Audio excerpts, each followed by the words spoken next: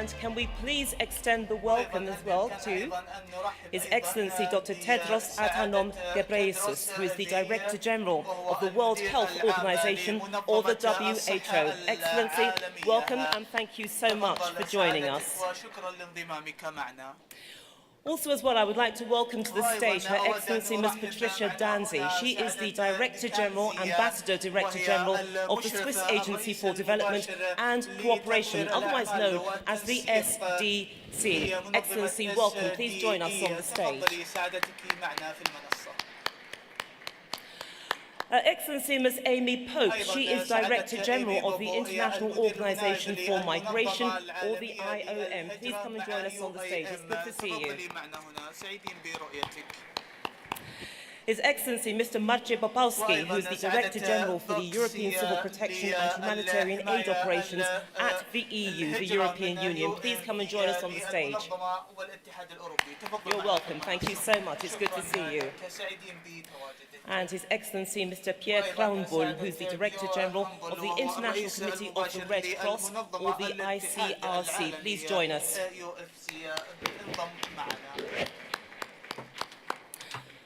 Okay, so there's plenty of ground to cover in our time together. If there is enough time, then the floor will be open to you, our audience, to put any questions or comments that you might have to the panel. But I have to stress, only if time allows, as there is a lot that we have to do on this stage and indeed throughout the rest of the day, so I do not wish to hold up proceedings. But what I would like to do is to kick things off with the first question. And that question goes to you, Dr. Al-Rabia, as the host, of course, of this event. So my question to you is, I've just outlined a very brief, simple definition of what humanitarian diplomacy is, but how does the concept fit within the broader efforts to not just influence policies, but also decision-making that's happening on the ground in crisis settings? Well, first of all, good morning to all of you, and I welcome all of our guests and also international guests and everybody who is with us this morning. And good morning to our great and reputable panelists. Thank you, Juliet. It's a very good question, and I think it's a good start for this forum is to address the humanitarian diplomacy, especially at this time. It's very crucial to put many emphasis on humanitarian diplomacy. As you have mentioned, Juliet, it sets the cornerstone for policies and decision-making in crisis. Now, we know that in conflict, the issue of being impartial and neutral is very important, and the implementation of the international humanitarian law is critical, and that's why humanitarian diplomacy stands strong by the humanitarian actors to ensure that we not only promote but fully support and implement the international humanitarian law. And the victims usually, when we talk about crisis, usually civilians and the fragile members of the societies, women and children. So it is the duty of humanitarian diplomacy and humanitarian actors to protect civilians. And in that regard, let me just give you the example of protection of civilians is to ensure that they are not targeted, they are not actually being denied their rights, and they are not denied also the receiving their rights in humanitarian supplies. Now, we also believe that humanitarian diplomacy is extremely important to pave the way to political solution. Let's take the example of Saudi Arabia. Saudi Arabia has been in its humanitarian work in Sudan, impartial, neutral, actually delivering aid to both parties of the conflict, and that has set the trust for the Kingdom of Saudi Arabia to lead on the political dialogue, hoping that we will reach a political solution and a ceasefire in Sudan. I'm sure you have heard also the efforts of Saudi Arabia recently to reach also a ceasefire and end the conflict between Ukraine and Russia, and the humanitarian supplies from Saudi Arabia to Ukraine actually has been very strong from the beginning of this conflict. Now, I want also to touch, Juliet, on building relationships. We know that a humanitarian actor has to build relationships with communities, with also NGOs, and also help promote dialogue. We know that the dialogue will be led by the politicians, but always aid, facilitates, and actually pave the way for that. Also access, I'm sure all of you talk about access, and it is the duty of humanitarian actors and in the front line, the UN, to help humanitarian actors and promote the access. We have seen some conflicts where the access has been denied. We have seen that in Gaza, we have seen it in Sudan and other parts of the world, and we believe that the humanitarian access should not be actually prevented.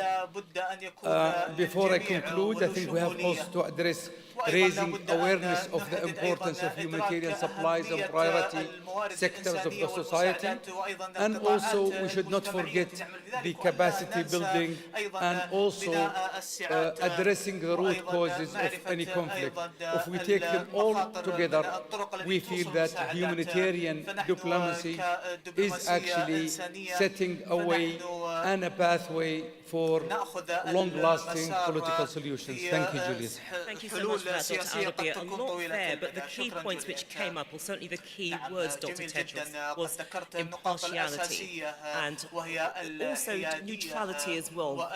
Key ingredients if you're navigating complex situations on the ground as well.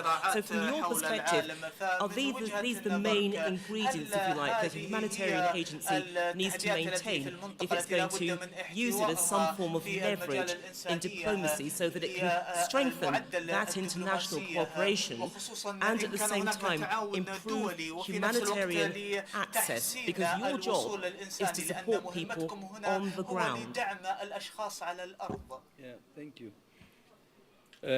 I fully agree with Dr. Rabia. Impartiality and neutrality is very, very important, especially when we're talking about diplomacy. It means working with warring parties, and in order to secure their agreement, they should be convinced that there is neutrality and impartiality. So I think, as Dr. Rabia said, these two principles are the basis. But sometimes what happens is, although what we report is impartial, what we report is neutral, when you tell the truth, one of the parties may not like it. You haven't sided with anyone, but you're just telling the truth. And that could affect the negotiation, because the warring parties will see it from their own side. So, as Dr. Rabia said, I think impartiality and neutrality is important, but on top of that, I think telling the truth will be very, very important, the situation on the ground. But the other important element is, partnership between institutions, between agencies, and all organizations operating in that area. Because having a joint front could help in bringing the parties together, in negotiating a better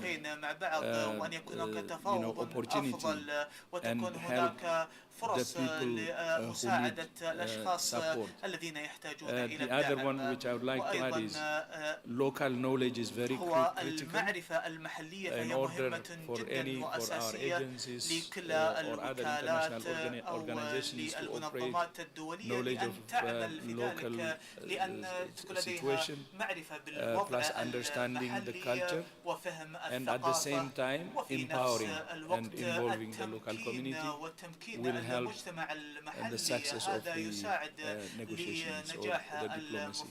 So really, that's the long-term outcome. But what I'm fascinated by is this idea of partnership. And let me bring you in, Patricia Danzi, because my interpretation of that is that, look, it's not easy when you're trying to negotiate. There are all sorts of complexities on the ground. So perhaps partnership with another group, a local group, whatever, the right type of partnership is perhaps one of those strategies that helps you to navigate really hostile terrain or potentially hostile terrain. Is that something that you would agree with? What are the other strategies that humanitarians have to embrace when they're confronted with difficult situations? Thank you very much. And I think one of the most important things is bringing people together and discuss about the situation. And let me also thank the Kingdom of Saudi Arabia for hosting this important event to bring us all together and discuss these important issues. Our forefathers and other diplomats ahead of us have done a lot in framing the laws, international humanitarian law, human rights law, and we can be proud of being the ones that actually succeed them and try to strengthen them. It should be stronger laws and not the laws only for the strong. And I think that is what we have to combine and work together. And the other thing is we have a large toolbox. It's multilateralism, it's bilateral partnerships, but it's also, and you mentioned it, the local communities and work together with everyone, the partnership on the different levels. And we have to offer something. It's not only since last month that the transactional costs are higher. What is in for each actor to actually supply with the laws and supply with the people in the center. And that is not an easy one, but we will have to work harder to convince and to bring this win-win situation for the people on the ground. Sometimes we need a lot of time, and sometimes we need also silence. In this loud world of today, with the diplomacy, with X and so on, we are fast and we are loud. And bringing peace or bringing negotiations and bringing access, we sometimes need this time and we sometimes need this quiet diplomacy as well, to listen what is not being said, to know the situation and to seize the opportunities that we get at that specific moment in time. And I think one important thing is we have to have a plan too. Once we have access, what do we do with this access? It's not enough to just have people survive. We have to make sure they have a decent life and they want to live. So this is the long-term outcome, the resilience, so that communities can support themselves. Yes, and that they have more than just the survival kit, that they have a future ahead of them, and for this you need access, you need humanitarian aid, but then you also need a long-term perspective immediately. Okay then, which leans into the empowerment that you talked about, Dr Tedros. But Amy Pope, I mean, look, we've had the ground laid out, okay, we know what the challenges are on the ground, how you have to navigate them, not just what's happening there, but also above as well. But my question to you is, how do you think you can actually coordinate this advocacy and at the same time strengthen the protection of all civilians whilst increasing the pressure on the decision makers? You could be, well, I could be provocative and say there are two sets of decision makers here. They're the ones on the ground and the ones way above that people like me don't get the chance to see except on the television. Let's say it's a very fraught time to be a humanitarian. And what we see around the world is ما humanitarian نراه actors كثيرا are often في instrumentalized. الأمور Humanitarian الإنسانية aid is often وهو خصوصا instrumentalized. And I think there's a real danger لإيصال for all of us المساعدات who sit on this الإنسانية stage and do this فنحن work نواجه that we المخاطر not كثيرا في become هذا part of الشأن that dynamic between conflicting parties. وهذا And we see يؤثر على many, many الديناميكية بين times, أطراف as الصراع Dr. هناك Tedros ونجد has so دائما كما eloquently ذكر pointed الدكتور out, that تودس sometimes when you speak بأن the هناك truth, عندما then you pay the تتحدث price. بالحقيقة Right, so I فإنك think the تدفع key ثمن here ذلك is, فالعنصر as our الأساسي colleagues have هنا said, is that هو really كما ذكر coming تودس together, فأن لابد أن not allowing نجتمع معا ourselves to be لا played off نسمح one against لأنفسنا أن another. نكون فقط And that's particularly اللاعبين fraught ضد because we're أحدنا talking about الآخر money, right? So وهذا every humanitarian مهم جدا أن agency, نتحدث عن especially at الأموال this هنا moment في in كل time, is وكالة وفي looking at كل how they منظمة can هي leverage the تبحث most كيف resources to meet تقوم the needs in their بإيجاد particular أفضل sector. المصادر So there's an لحماية القطاع incentive الذي in some تهتم cases به to try to فبالتالي push هناك someone aside in order to العديد get من your بعض particular المنظمات piece التي of the تحاول puzzle أن funded. تزيح But at that المنظمات moment, الأخرى at عن this طريقها moment, ولكن that's في هذه particularly اللحظة dangerous. So if we وهذا take a بالطبع look, for يعتبر example, خطير at the بحد conflict ذاته that has happened بغض in النظر عن Syria and the الصراع moment الذي that we're يحدث in with مثل الذي regard to يحدث في Syria, سوريا we see tremendous pressure from نجد many هناك countries who've ضغط hosted كثير من Syrian بعض الدول refugees for التي many تقوم years باستضافة who now want them all to اللاجئين go home. السوريين للعديد And I من think our السنوات role as the فدورنا هنا interagency community هو who works on كوكالة humanitarian أن issues is نتواصل really مع to speak truth about what's happening on the ground المجتمع now. وأن نعرف To ماذا put in يدور على الميدان context what the downside of immediately returning people home into a very fragile situation could يعتبرون be, أشخاص and then بعيدين to عن use the ديارهم evidence to back up ونجد our story. الدلائل So rather than لجمع playing into the قصصنا politics, which فلا are بد all أن يكون around هناك us as we دور talk about سياسي this وهو issue, الدور السياسي really حولنا honing in on what لا does the بد evidence show أن us, what are the opportunities, نعرف and ما هي how do we come الفرص up with plans وكيف to نأتي put بالخطط people, to allow us to لأن put نضع people at the center الأشخاص of that وأن response نسمح and لهم not the politics. بالتدخل في السياسات تتعلق بمصالحهم In some ways, it's almost as if you're وبحقوقهم. working against the chess playing, because you're أحياناً right, قد يكون people do هناك play off the دور one against the other. مخالفاً But Marcia لما هو Popowski, موجود come على into the conversation, الميدان. because look, ولكن whenever we للتدخل talk في about هذا this, الحوار we have to, أيضاً. we're dealing with لابد humanitarian access. That's what يكون it's هناك about. وصول And it's a key للإنسانية وهذا issue هو in العنصر major conflict zones الأساسي because it في can be الصراعات weaponized. We know this, we've seen it for ourselves. But, you know, what are the diplomatic approach that you ندرك found at أهمية your ذلك level ولكن ما that's هي been really الدبلوماسية في effective in المستوى الذي negotiating? تعملون به تجدونه أكثر فعالية وأكثر وصولا لأن هناك العديد من الأمور الأساسية التي تسعون إليها كأشخاص سياسيين في المستوى الذي تعملون به ما الذي تجدونه مجديا؟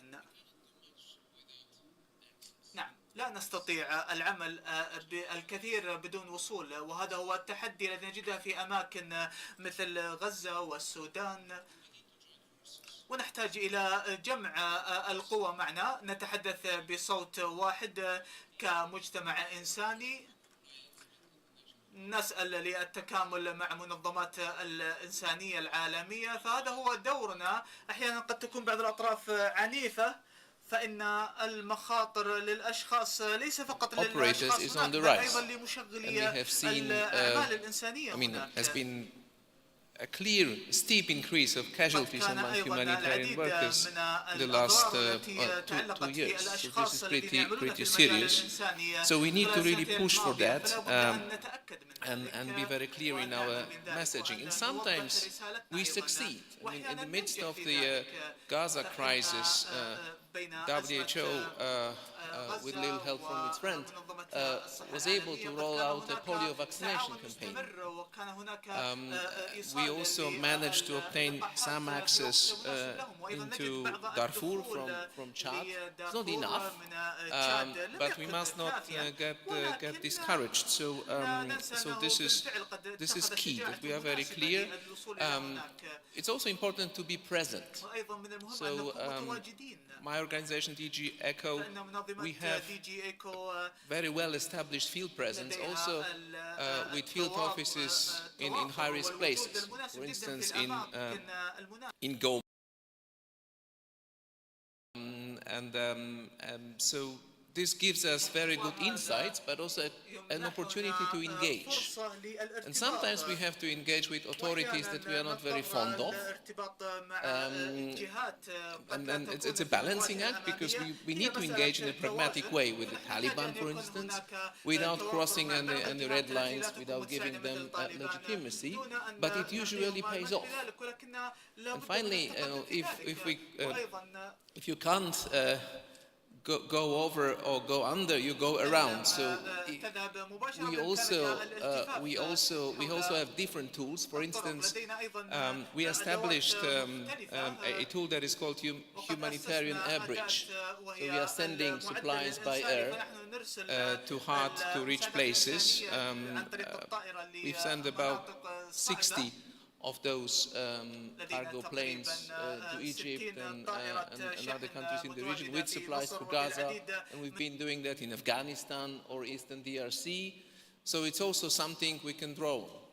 Okay, but it does sound, though, that because of the complex nature that we're seeing with crises, and yes, the disregard for international human law, which we will look at in a few moments, it sounds to me as if all of you have been tested. You've had to improvise in ways to fulfill the humanitarian brief. Is that a fair summation? Who would want to respond to that? Of course, it is being tested, but you know, we cannot give up. I mean, I think it's a universal framework. We all subscribe to, all members of the United Nations. So we've invested a lot in advocacy, but also in monitoring of international humanitarian law. So we established an independent mechanism of fact-checking and monitoring to give us the full picture. And we can draw on those findings in our advocacy efforts. Okay then, let's look at this point. Sorry, did you want to add to that, Amy? No, I thought you wanted to, I beg your pardon. But look, I want to look at the law. Now, it has been referenced, but specifically international humanitarian law. Pierre, this is where you come in. I haven't forgotten you, by the way. But look, we know that IHL is often challenged, and we've seen this in very protracted conflicts like Sudan. So my point to you is, what are the most pressing IHL violations that you are seeing in today's conflicts? I also want to look at accountability, but let's start with that point first, and then we can move on to accountability. Thank you very much. And first of all, also thank you to Dr. Rabia and the King Salman Center for hosting us and welcoming us in the kingdom. You know, after working for 30 years in armed conflict situations, the first thing that comes to my mind is that we as human beings behave far too casually when it comes to armed conflicts. The impact of all of the wars that are currently taking place, and we have currently about 120 on the planet, is very, very difficult to describe. Because wars, sometimes despite all the coverage in televisions and on the reporting, is very difficult to render in human terms. It's this moment where somebody knocks at your door and tells you that the last time your brother or sister was seen was when he or she was pushed into an unmarked vehicle and sped away, and you might spend the next years without any knowledge of where he or she is. There's so many different forms that armed conflict takes. And in relation to your question on international humanitarian law, we see currently extensive abusive and violations, far too permissive interpretations. If what has happened in recent months in the Gaza Strip, in Lebanon, in Myanmar, but also over the years in Afghanistan and Sudan and Somalia is reconcilable with proper respect of international humanitarian law, then I can understand why many younger generations ask us, if what I have seen in Gaza is compatible with IHL, then why should I be interested in IHL? But why was international humanitarian law actually first established? Precisely because we know that left alone, human beings are capable of limitless violence against other human beings. This is fully documented. We have seen it across wars. So we need rules in times of war to protect civilians, to better protect prisoners from being tortured, to better protect men and women, but also to deal with new challenges on the horizon, which are the artificial intelligence and new technologies applicable in armed conflicts. So this is what we have to call for, and we really have to remobilize around international humanitarian law. It's not something abstract, it's very concrete, it can save lives and make a difference, but we should spend less time worrying about whether the rules are appropriate and spend more time focusing on their proper implementation. And here I have to say that I find that states can do better. Why? Because we often spend more time criticizing the side in a conflict over which we have no influence, rather than telling our friends that we are closest to that they should behave better. And this form of dialogue is absolutely essential. And a final word on this. The other point that we need is we need a rediscovery of the value of mediation. And I really have to recognize here the efforts and investment made by the Kingdom in terms of mediation on Sudan, on the role played now on the Ukraine and Russia conflict. Why? Because as human beings, we often behave as if wars were inevitable. But as humanitarian organizations and our partners in the Red Cross and Red Crescent family, we can tell you that every single day our colleagues are on the front lines to see the extensive human suffering that these wars create. And we cannot reconcile ourselves. In fact, we should be indignated at these endless wars that are happening, and we have to call for a resurgence of political action and mediation to prevent wars or to resolve them. Yeah, I get that point about using mediation to prevent or resolve, but can mediation in any way strengthen the concept of accountability when those international human laws have been violated? Because you're absolutely right. If you have been the victim of a legal violation, okay, either because you've been on the receiving end of it yourself directly or somebody you know has been destroyed, there is no accountability. Why would you believe in the law? Why should you feel that some process of mediation or an alternative can somehow restore your faith, dispel the cynicism? Well, accountability is absolutely essential. That is correct. We know that in the international system... But is it sometimes missing? That's the point. Oh, it's clearly a missing link in the international system.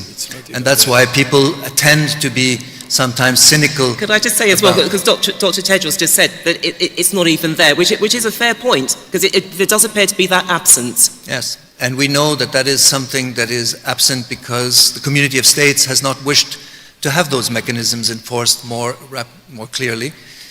That is a missing link. But that doesn't change the fact that there's a lot more that can be done. That's not an excuse for states not to mobilize with their partners and friends, other friendly states, to say that the international rules have to be better respected. Let us not look for too many excuses. Yes, the system can be strengthened. International humanitarian law could be strengthened. But if already applied in good faith or in better faith today, many more lives would be saved. And I can say, on the path to resumption of dialogue between states and parties that are involved in conflict, if you have better respected the prisoners of the other, it will pave a better way back to resuming dialogue. You know, I'm struck that in today's world it seems like we're describing political courage as being to say that I will not talk to the other side. My experience of political courage is precisely that we use diplomacy to talk to the side we disagree with in order to bring about solutions.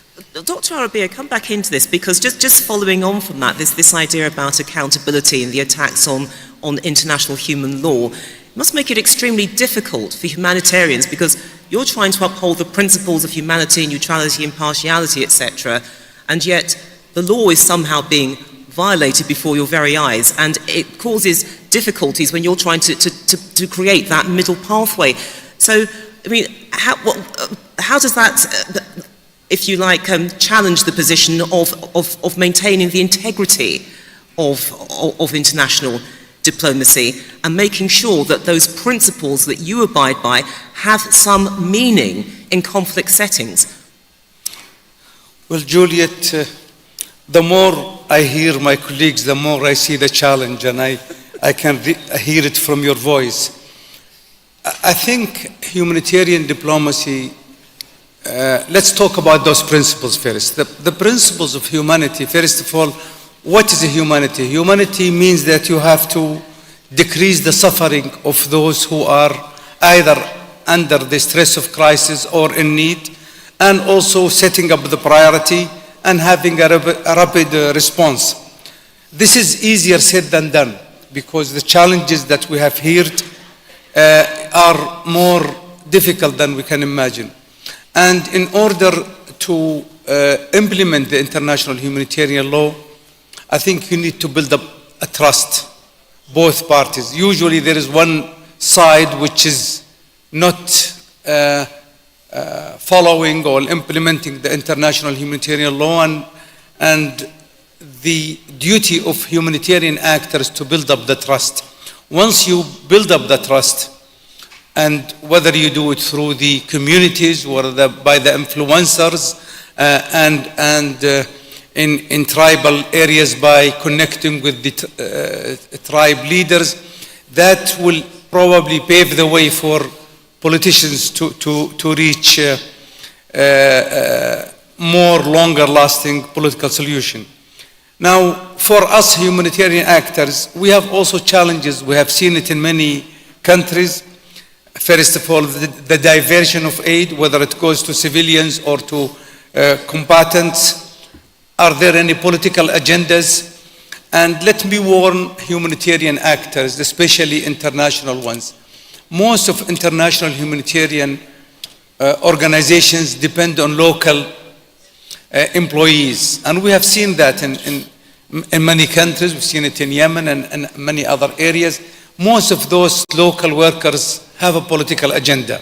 So this, in effect, will actually affect the international NGO political motivation, and they don't know it. So we have always warned about how international NGO local workers may influence the political agenda and will affect also the aim of implementing the international humanitarian law. And also, we have to ensure that all of the aid has no political agenda, no religious, no race, no color. That's the aim. In reality, it's not happening. And that's why we have to look at other avenues. I just want to elaborate on going around it. In Yemen, we have circumstances where Taiz, a few years ago, was completely under siege. So how can you cross that siege? And sometimes you have to go to innovation and using even sometimes which is something which is primitive. We have to deliver, and Dr. Tedros knows this, oxygen cylinders to Taiz. The only way to get them through is to use camels and monkeys through the mountains to get through it. That's primitive, but that's going around. It's another form of innovation, basically. Yeah. So I want to conclude by ensuring that if we want to be realistic, our humanitarian action should be really without any motivation and any agenda. If that's the case, then we will build up the trust. If you build up the trust, you will be able to go to the negotiation. I mean, just picking up on the point of trust, Dr. Tedros, yes, I mean, there is cynicism, I understand that, okay, but I wouldn't call it cynicism, I would say it's being honest about the challenges and where things fall short, and at least there is an effort to really look at this and find ways of tackling the issues. But can you share examples where you have seen successful humanitarian diplomacy efforts where humanitarian access has been enhanced along with strength and protection, not just for aid staff, but also affected communities? Because presumably, trust has been a real driver in getting a satisfactory end result. Yeah, no, thank you. First, just a few words about the attacks on humanitarians. In terms of the attacks on health facilities, we have documented more than 1,500 attacks in 2024 alone. And more than 900 deaths and more than 1,500 injuries. This is big. And sometimes even deliberately targeting health institutions. And that's why the accountability is very important, because it's becoming now a norm. And you see it in all conflict areas. You see it in Gaza, in Sudan, in Ukraine, and elsewhere. So the accountability is key. And last year, there was a recommendation from WHO and partners, relevant organizations, to ensure or to work on the accountability arm. So I hope that will bring us some result. Then on the examples, I think there are many examples. I think one of them was said already. The polio vaccination in Gaza is one good example.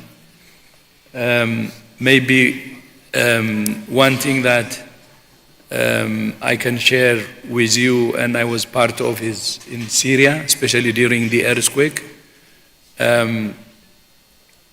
I think when there is earthquake, I mean a serious humanitarian issue, sometimes people who don't even talk to each other come together. And what happened was, during the earthquake in Aleppo is one of the affected, we wanted to move supplies to Aleppo. And then there was difficulty finding aircraft and so on, a cargo. We found one which is a Dubai-based cargo. And as you know, we have a logistics hub in Dubai. So the aircraft we found is a Russian Antonov. And I didn't know until we boarded that all the crew of this Russian aircraft Antonov were Ukrainians, all of them. And then it's departing from Dubai to Aleppo. Normally, if you're crossing to Syria, you should go through Damascus, no direct Aleppo flights. But it was granted at that time, and then it flew directly from Dubai to Aleppo, because it was a time-sensitive issue. So at that time, of course, President Bashir agreed, and it's within few days everything came together. And that operation brought people who don't even talk to each other.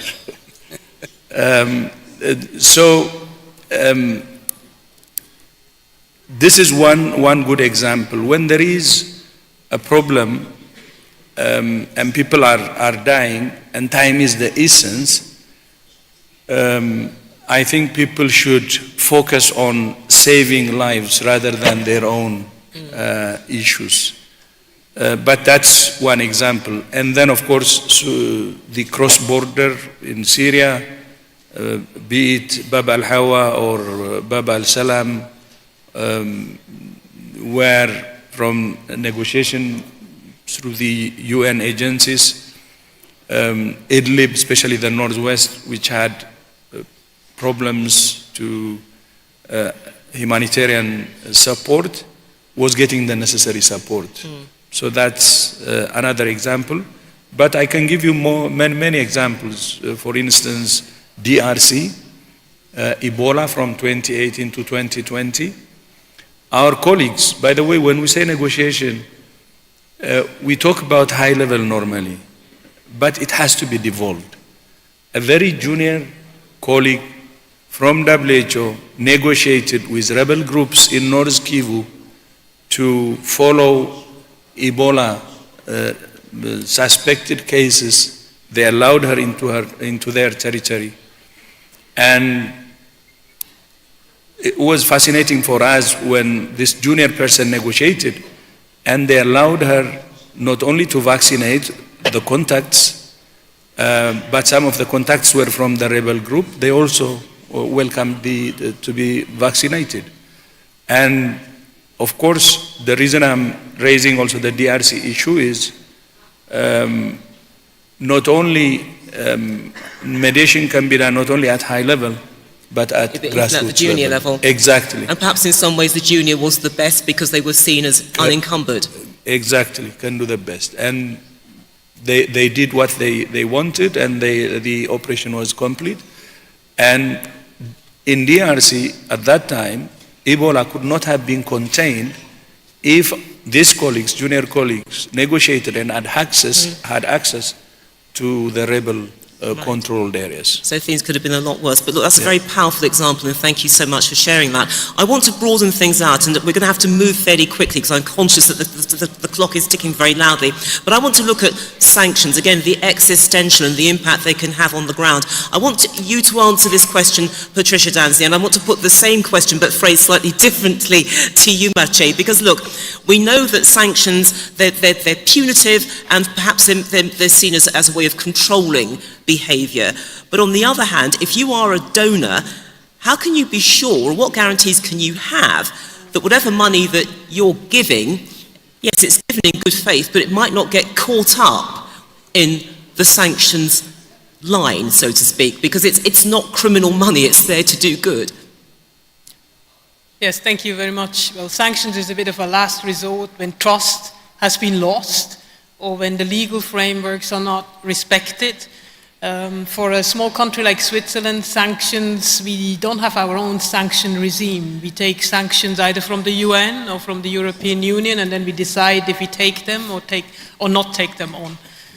Important is to immediately clarify where are the exceptions. Humanitarian aid and humanitarian work should be global, should be neutral, should be impartial, and should reach the communities that are most in need. So we as a country, we negotiate in the forums, be it at the Security Council or elsewhere, the exceptions for the sanctions, either internationally but also domestically. Because what we observe as a donor is that some of the partners are fast in actually trying to comply with sanctions. And then you get complicated issues in terms of the banking systems, the partners not being able to access and not being able to transfer the goods, the money that is needed.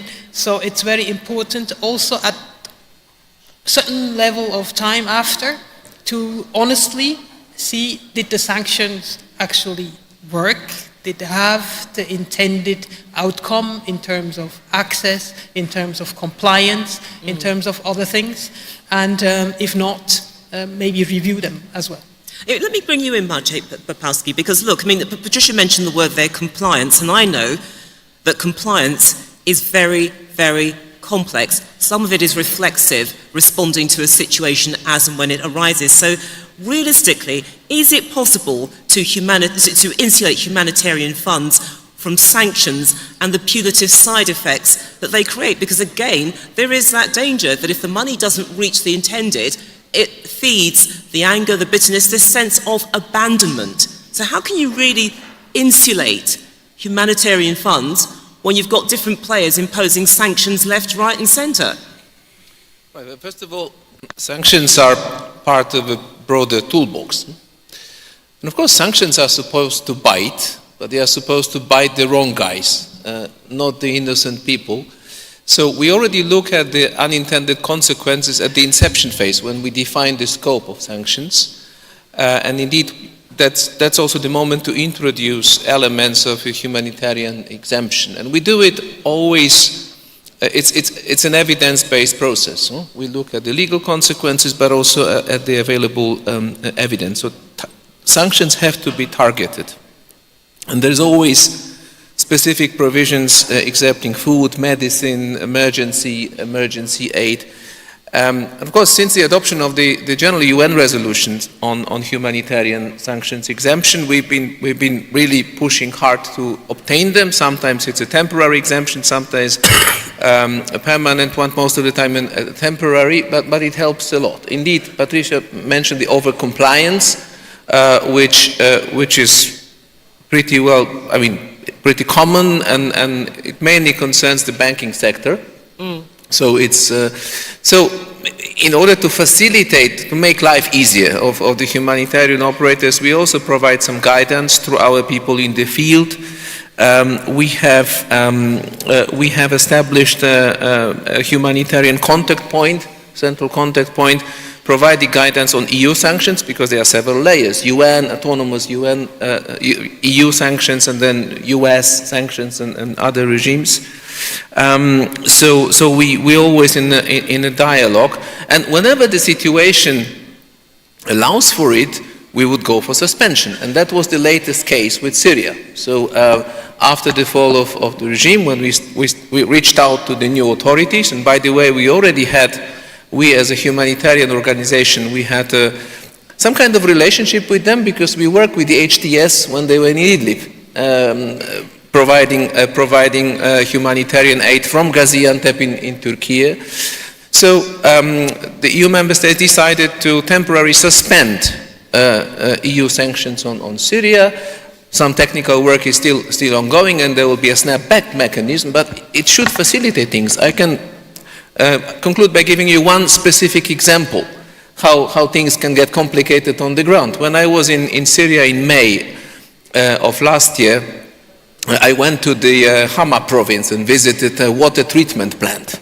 And we co-financed its refurbishment. And then I was told by the manager that the main issue for them is to buy chlorine to treat water. And chlorine is a dual-use good. You can use it to build a chemical weapon. So getting clearance for that was quite a tall order. So that kind of difficulties should hopefully disappear at some point. Thank you. Okay, thank you so much for that. But I mean, look, well, I suppose it is an allusion to the water analogy, the trickle-down effect, because my point to you, Amy Pope, is that when there are sanctions, yes, great efforts can be made to prevent the dirty money, if you like, actually making its way into legitimate causes. But at the same time, it is a challenge if a country is under sanction, because you want to establish and indeed sustain dialogue with the conflict parties, international organisations and NGOs, because again, what is at stake here is humanitarian access. And I need to know from you how you circumvent that. It's hard work, I know, but I mean, I'm sorry, I feel as if I'm sort of throwing the worst of the questions at you. I do apologise. You might be, it's all right. Sorry. I want to broaden it a little bit beyond the sanctions question, because I think that it's a broader question of how we engage effectively, especially at this moment in time. And I had the chance to go into Gaza on Thursday. I was there with our humanitarian coordinator, Mohamed Hadi, who's with us today. And you see firsthand that dynamic play out. How do we coordinate effectively? How do we establish dialogue with the communities we're trying to serve? How do we establish dialogue with the conflicting parties? And I think there are kind of three pieces, if I could lay out, that I think we need to address. And the first is just logistical or bureaucratic, because that is so often an impediment to the work we're able to do. Whether you can get a visa, whether you can get access, whether you can get the proper security, whether the supply chain is working. All of those things can undermine your ability to create a dialogue that persuades parties that you're there to serve people. And every single piece of that can be quite fraught with political tensions and with misunderstanding. The second piece, though, is the erosion of trust. And we're seeing the erosion of trust accelerate at rates I think no one really anticipated. And it's fueled at one part by misinformation about who we are, about what we intend to do. And some of that is deliberate, some of that is being done by conflicting parties, warring parties who want to instrumentalize humanitarian actors. But what we also see is it's happening at a community level, feeding conspiracies about what our role is and what our intent is. And that's something that's quite easily manipulated in this day and age. And the third is I think we sometimes get caught in old ways of doing things. You know, we sometimes use the playbook of the 1950s, but we're in 2025, right? So take a moment to think about how we use communications, what communications tools we use within the humanitarian sector, how we use artificial intelligence, whether we are acting to a community or with a community, right? There's quite a lot of outdated, antiquated ways of doing humanitarian response, and I think sometimes our community has not yet caught up to where we need to be able to effectively engage with the people that we are trying to serve. Okay, let me put a question to you, Pierre Karimbal, because you've been sitting there and following everything attentively, so thank you so much. But look, we are living in a world where states and non-state actors are increasingly contesting humanitarian neutrality, okay? There are good people on the stage and less than good people, shall we say. My question to you is, how do you think that organisations like yours can maintain trust and secure operational space in complex conflicts? Because as Amy pointed out there's a lot of disinformation that's going around. And we know, as Dr Tedros has said, that there are people who have died as a result of that disinformation, okay? Communities themselves, but also the aid workers. What's the pushback? So the first thing to say about neutrality is that it's one of the most counterintuitive attitudes for any human being. For me, coming out of a prison when the ICRC visits detainees and you see people who have been tortured or you meet relatives of families of missing persons and you see their despair, the first natural human reflex would be to call a press conference and to denounce and scream your indignation at what you've seen. That's the normal human reflex. So neutrality is something very counterintuitive. And I always say that nobody in the ICRC was born neutral. We all have the heart in the right place. We all have strong personal beliefs. But when we join the organization, we make a conscious choice that to give priority to a neutral position means you're not supporting one or the other side. But why do we do that? We do that because we think that is the better path for access, a point that was raised earlier. So I just came back from Afghanistan, where I spent a week, and the ICRC has been present there for 40 years. That means we have spoken to authorities when they were communists. We have spoken to authorities when they were Mujahideen parties. We have spoken to authorities when they were the Republican government and all international forces were present, and we've spoken to authorities now in the Islamic Emirate. We've also spoken to most of them when they were in opposition, before they came to power. And when you visit the ICRC's physical rehabilitation centers in Afghanistan, where every year 200,000 people who are still today being injured by either landmine explosions or other forms of weapons, you realize that every time you have a doubt about the value of neutrality, that is reconfirmed in its essence as being valuable. And when you spoke about the challenges that we face today, yes, there is active criticism of this neutrality on social media platforms, in political circles. The challenges are very robust, and I think we all feel that we need to find better answers to responding to the social media onslaughts that we sometimes face and the harmful information. I'll be honest, we haven't found all the answers, far from it yet, and we're not sure we will ever find them completely. We'll just have to learn to deal with this. But our best response, because you used the word before, cynicism, skepticism, those two words for me are one of the least sophisticated forms of surrender when you work in the humanitarian field. We don't have the luxury of those kind of words because every day our teams are confronted with the absolute extremes of horror that populations face. And we need to overcome every moment of doubt that we have in order to reach people who are in need and experience these horrors. So that's where our engagement is, and that is why neutrality matters.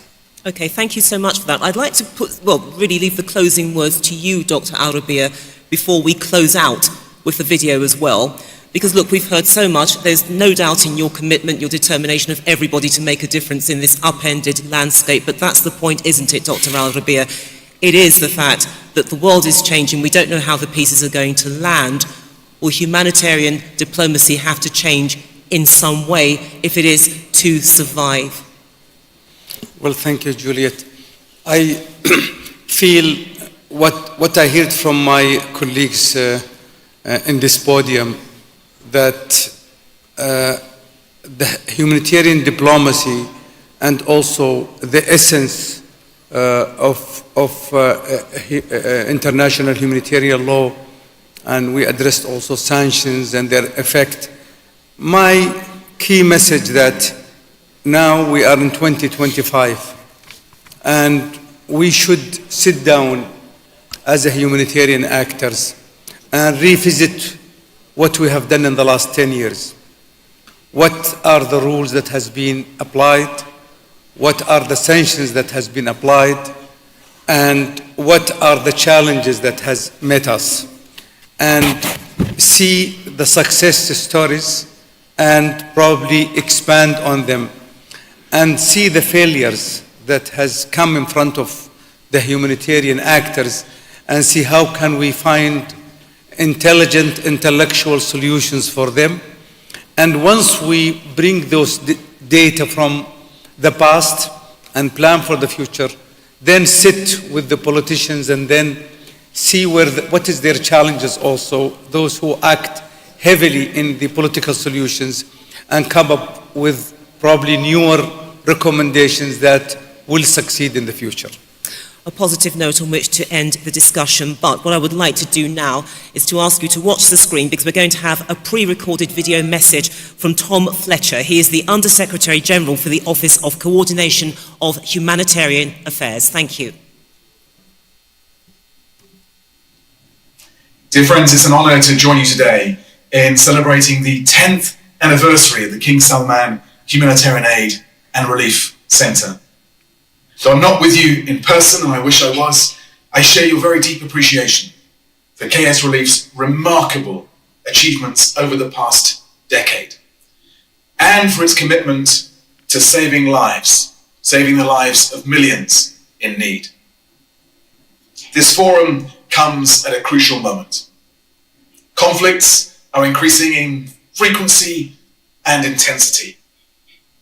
The climate crisis is becoming a major driver of humanitarian needs.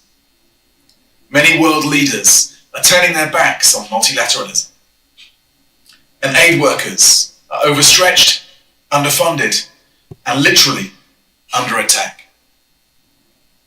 That's why today's discussion on humanitarian diplomacy is so timely. In my first 3 months in this job, whether in Darfur, in Damascus, in Kyiv, or in Gaza, I've witnessed firsthand the value of humanitarian diplomacy. It allows us to navigate complex crises, negotiate access in conflict zones, and engage with both state and non-state actors to safeguard humanitarian space. It's a bridge between humanitarian action and political engagement, supporting access, advocating for protection of civilians, and ensuring compliance with international humanitarian law. As humanitarian diplomacy evolves, we must integrate new and innovative approaches, technology, digital tools. The engagement of youth must transform the humanitarian landscape. From early warning systems to AI-driven data analysis, these innovations enhance our ability to predict, prevent, and respond to crises more effectively. Equally, empowering the next generation of humanitarian leaders is essential in ensuring a sustainable and forward-thinking approach to humanitarian action. Leadership is critical to this effort. The Middle East faces some of the most pressing humanitarian challenges, requiring innovative and strategic leadership to address long-running conflicts, protect civilians, and uphold international law. The role of regional powers in shaping humanitarian diplomacy is utterly pivotal, whether in Yemen, Sudan, Syria, Lebanon, or the occupied Palestinian territory. So OCHA values this partnership with the Kingdom of Saudi Arabia and the wider Gulf region, which has long championed humanitarian diplomacy. Together, we must uphold principled humanitarian action and stand up for people in need everywhere. Thank you.